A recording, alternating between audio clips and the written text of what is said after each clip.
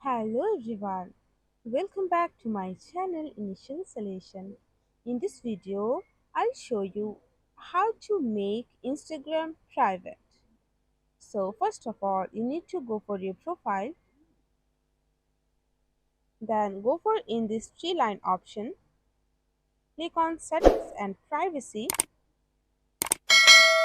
Now scroll down little bit and you can see here account privacy which is now in the public.